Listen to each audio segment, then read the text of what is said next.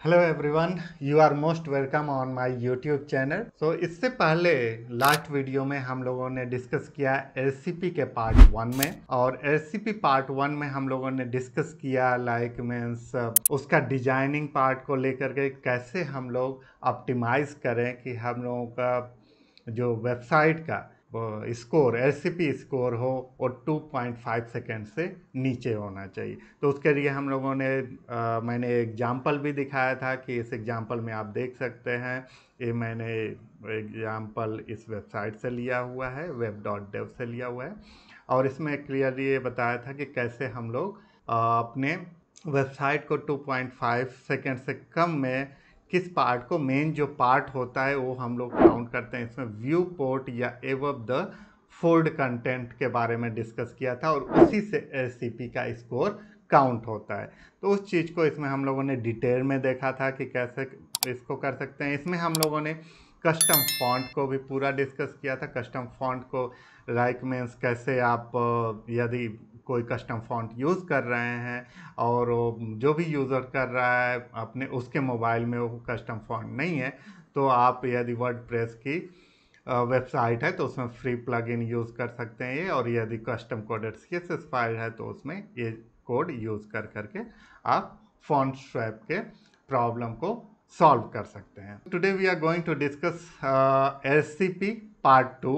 एलसीपी part 2 में हम लोग डिस्कस करेंगे like caching, minification and deferring. इससे रिलेटेड पार्ट को कि कैसे ऑप्टिमाइज करें या कैसे इसको यूज़ करें, सो दैट हम लोग का मेन टारगेट क्या है। मेन टारगेट ये है कि हमारा जो व्यू पोर्ट है, यानी जो फर्स्ट पेज आता है दिखता है यूज़र को, 2.5 सेकेंड से अच्छा हो, सो दैट कि गुड कैटेगरी में रहे, और एलसीपी स्कोर यदि अच्छा रहेगा तो मोबाइल पे कोई भी यदि यूज़र आपके वेबसाइट को देख रहा होगा तो आपकी वेबसाइट को गूगल भी रैंक कराने में हेल्प करता है। तो इसको डिस्कस करते हैं लार्जेस्ट कंटेंटफुल पेन पार्ट 2 में। पार्ट 2 में इस चीज़ को समझने के लिए सबसे पहले आपको समझना होगा कि कोई भी यूज़र जब जाता है, आपकी वेबसाइट है, आपकी वेबसाइट पे जब कोई भी यूज़र जाता है और मतलब वो अपने ब्राउज़र में आपके वेबसाइट का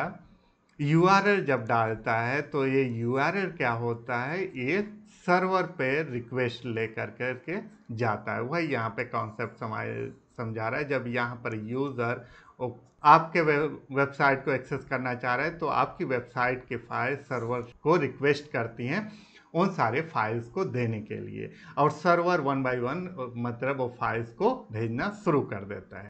फाइल्स किस टाइप की होती हैं? जो फाइल्स होती हैं जनरली HTML, CSS, जावास्क्रिप्ट और इमेजेस से रिलेटेड आपकी फाइल्स होती हैं। अब कैसे रन करता है और कैसे एग्जीक्यूट करता है? जो आपकी फाइल HTML फाइल होती है, HTML फाइल हमेशा 1 बाय 1 मतलब लाइन बाय लाइन करते हैं। यानी यहाँ पर आपका कुछ कोड लिखा हुआ है तो सबसे पहले इस लाइन को रीड करेगा, then second line, then third line. ऐसा कभी नहीं होता है कि फर्स्ट लाइन से डायरेक्टली थर्ड पे या थर्ड से डायरेक्टली सिक्स पे जंप करे, ऐसा बिल्कुल नहीं होता है। HTML की कोडिंग यही होती है कि लाइन बाय लाइन, मतलब जब ये एग्जीक्यूट हो जाएगा फर्स्ट लाइन तभी सेकेंड पे जाएगा और तभी थर्ड पे जाएगा।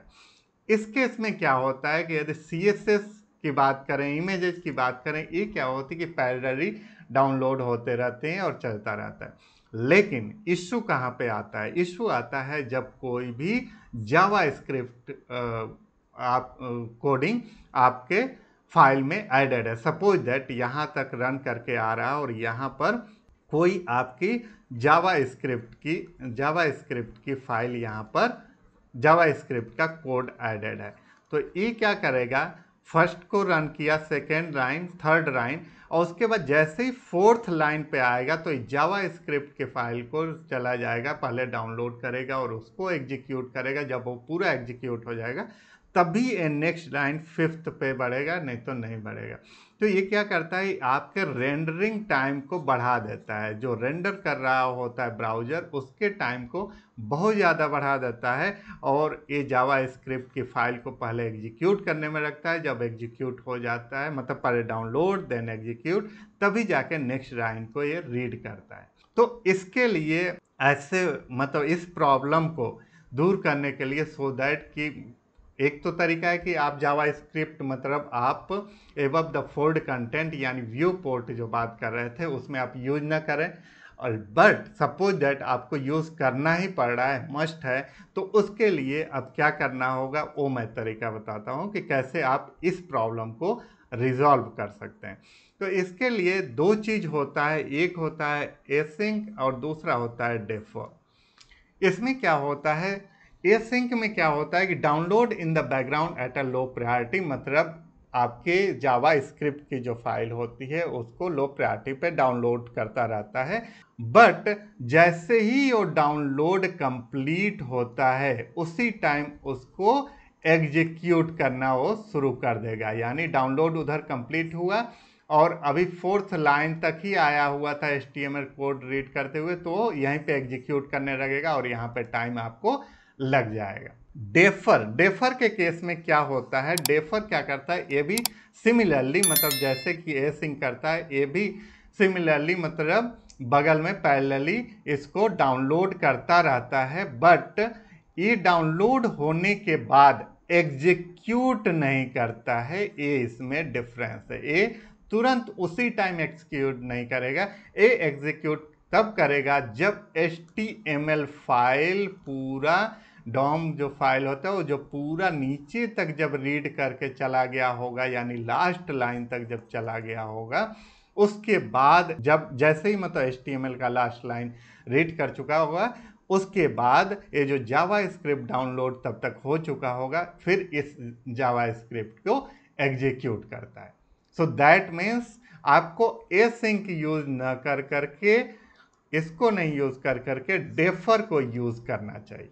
सो it's better to use always defer. अब सपोज दैट आपका कस्टम कोडेड साइट है, कस्टम कोडेड वेबसाइट है, यानी डेवलपर ने डेवलप किया है, तो ऐसा केस में आपको ये स्क्रिप्ट सिंपल आपको ऐड कर देने से ये होगा कि अब आपकी फाइल जो होगी वो डेफर की तरह मतलब एक्ट करेगी, यानी जब पूरा HTML फाइल रन कर चुकी होगी, पार्सिंग कर चुकी होगी, उसके बाद ही ये फाइल एग्जीक्यूट होगी। इसी चीज़ को यदि वर्डप्रेस में करना है तो वर्डप्रेस में पेड प्लगइन भी है इसके लिए और फ्री प्लगइन भी है।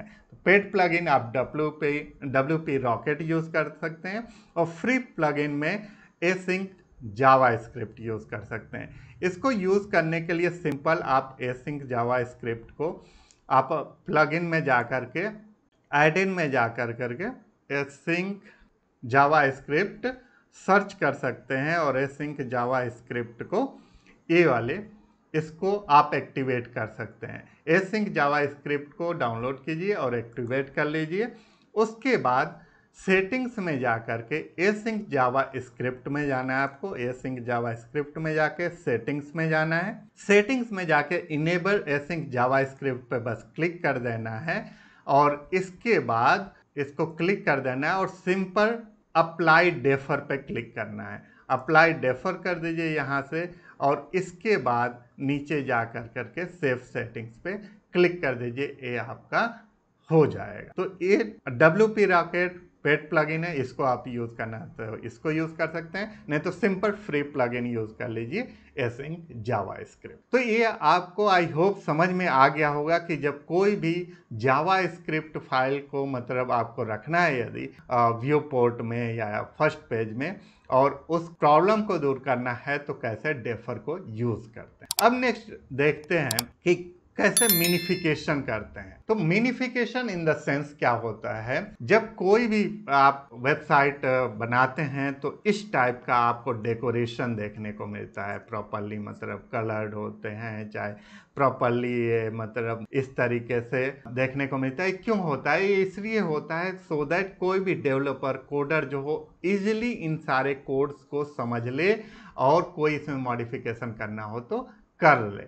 बट इस चीज को कंप्यूटर को इस तरीके से कोई समझने की जरूरत नहीं होती, उसको कोई जरूरत नहीं है कि मतलब इस तरीके से कोड लिखा होगा तभी समझेगा। कंप्यूटर इजीली आप यदि इस तरीके से भी कोड लिखा होता है तो उसको समझ लेता है। इससे बेनिफिट क्या होता है, यानी मिनिफिकेशन करने का बेनिफिट क्या होता है, जब मिनिफिकेशन करते हैं तो आपकी जो कोडिंग फाइल होती है वो छोटी हो जाती है और इसको सर्वर से, मतलब सर्वर में स्पेस भी कम लेता है, दूसरा इसको ट्रांसफ़र करने में कम टाइम लगता है, तो ये फास्ट कर देता है प्रोसेस को। तो इसको आपको इस प्रोसेस को मिनिफिकेशन कहते हैं। और मिनिफिकेशन प्रोसेस इस तरीके से, मतलब मिनिफिकेशन को करने के लिए दो तरीके हैं। आप फ्री प्लगइन यूज़ कर करके भी कर सकते हैं और नहीं तो पेड प्लगइन यूज़ कर करके कर सकते हैं। तो आप मिनिफाई करना होता है किन किन चीज़ों को, HTML, CSS और जावास्क्रिप्ट। इन कोड को मिनिफाई करने के लिए फ्री प्लगइन जैसे ऑटो ऑप्टिमाइज यूज़ कर सकते हैं वर्डप्रेस में। और वर्डप्रेस में जाते हैं, वर्डप्रेस में देखते हैं सिंपल, आप सिंपल जा कर करके आपको प्लगइन्स में जाना है, ऐड न्यू में जाना है, और यहाँ पर जैसे मैंने बताया ऑटो ऑप्टिमाइज, तो इसको आप इस प्लगइन को सर्च कर सकते हैं और इस प्लगइन को सिंपल आप, ये जो प्लगइन है ऑटो ऑप्टिमाइज, इसको डाउनलोड कर लीजिए, एक्टिवेट कर लीजिए। डाउनलोड और एक्टिवेट करने के बाद से आप सेटिंग्स में जाएंगे, सेटिंग्स में आपको ऑप्शन दिखाएगा ऑटो ऑप्टिमाइज, इस पर क्लिक कर लीजिए। इसके बाद आप यहाँ पर ये देखेंगे ये ऑप्शंस दिया हुआ है, तो इसको आप क्लिक कर दीजिए, CSS में जाकर CSS को कर दीजिए एंड HTML में HTML ऑप्शन को सेलेक्ट कर दीजिए and save changes and empty cache पे क्लिक कर दीजिए। तो ये करने से आपकी ये CSS, जावास्क्रिप्ट एंड HTML को मिनिफाई करके इस फॉर्मेट में कर देगा और आपकी फाइल कंप्रेस्ड और छोटी हो जाती है और फास्ट वर्क करने लगती है। तो आई होप आपको समझ में आ गया होगा कि मिनिफाई कैसे करते हैं HTML, CSS and JavaScript code को। नेक्स्ट देखते हैं कि अब और क्या हमें करना चाहिए। हम लोगों ने अभी तक देख लिया कि मतलब सबसे पहले तो कि जावास्क्रिप्ट यदि आपको रखना है तो उसको कैसे डेफर यूज़ कर कर उसी टाइम नहीं एग्जीक्यूट कराना है, दूसरा मिनिफिकेशन देखा। लेकिन ये सारा चीज़ करने के बाद भी आपका SCP स्कोर हो सकता है कि अभी भी हाई आ रहा हो, क्योंकि इसका एक मेन पार्ट होता है इमेजेस। सो इमेजेस को भी ऑप्टिमाइज करना मस्ट होता है। So images can affect SCP score है, डेफिनेटली SCP स्कोर। यदि आपका व्यू पोर्ट में आपका इमेजेज आपने डाला हुआ है तो डेफिनेटली ये आपके SCP स्कोर को अफेक्ट करता है। तो क्या करना हो, सपोज दैट आप इसमें क्या क्या हो सकता है, राइट। आपका इमेजेज ऑप्टिमाइज नहीं है या रॉन्ग फॉर्मेट में है। थर्ड, नॉट करेक्ट साइज, ये भी हो सकता है, मतलब साइज उसका सही नहीं है और रॉन्ग फॉर्मेट। होता क्या है कि एक ही इमेज को अलग अलग जगह अलग अलग फॉर्मेट में रखने की ज़रूरत होती है। ऐसा नहीं है कि मतलब उसी इमेज को हर जगह एक ही फॉर्मेट में एक ही साइज में आप रख दें। तो उसके लिए कुछ सजेशंस हैं जो कि आपको करना चाहिए। सबसे पहले डू नॉट यूज़ या नेवर यूज़ BMP फाइल, क्योंकि ये बहुत बड़ी साइज होती है, इनकी फाइल की साइज BMP की बहुत बड़ी होती है, तो इसे इग्नोर, मतलब अवॉइड करना चाहिए यूज़ करने से। सेकेंड होता है PNG, ये ट्रांसपेरेंट होता है बट इसकी भी साइज बिग होती है, बट इसका बेनिफिट यही होता है कि ट्रांसपेरेंट होता है, इसलिए ज़्यादा लोग यूज़ करते हैं। JPG, ये स्मॉल फाइल होती है बट इसमें ट्रांसपेरेंसी नहीं होता है, तो ट्रांसपेरेंसी यदि आपको रखना है तो इसके लिए JPG आप शायद यूज़ नहीं करेंगे। तो अब बताते हैं, सबसे बेस्ट है .webp। WebP ये फाइल जो होता है गूगल ने ही डेवलप किया हुआ है और इस फाइल को यूज़ करने पे सबसे स्मॉल साइज कर देता है। दूसरा, एक बिल्कुल कंप्रेस्ड फाइल होता है बट क्वालिटी को लोड नहीं करता है। तो ये सबसे ज़्यादा एडवाइजेबल है अब कि आप WebP फाइल को, WebP इमेजेस को यूज़ करना चाहिए। अब WebP इमेजेस मतलब बहुत सारे सॉफ्टवेयर सपोर्ट नहीं करते हैं, तो उसके लिए आपको तरीका ये है कि प्लगइन्स यूज़ करना चाहिए। फ्री प्लगइन्स हैं, पेड प्लगइन्स हैं। पेड प्लगइन आप WP Rocket यूज़ कर सकते हैं, बट फ्री प्लगइन भी अवेलेबल हैं एंड इजीली आप यूज़ कर सकते हैं कन्वर्टर फॉर मीडिया को। तो कन्वर्टर फॉर मीडिया आपको यूज़ करने के लिए सिंपल आपको क्या करना होगा, आपको अपने वर्डप्रेस मतलब एडमिन पेज को ओपन करना है, प्लगइन्स पे जाना है, प्लगइन्स पे जा कर के ऐड न्यू पे क्लिक करना है और जो कन्वर्टर फॉर मीडिया है, कन्वर्टर फॉर मीडिया को सर्च कर लेना है।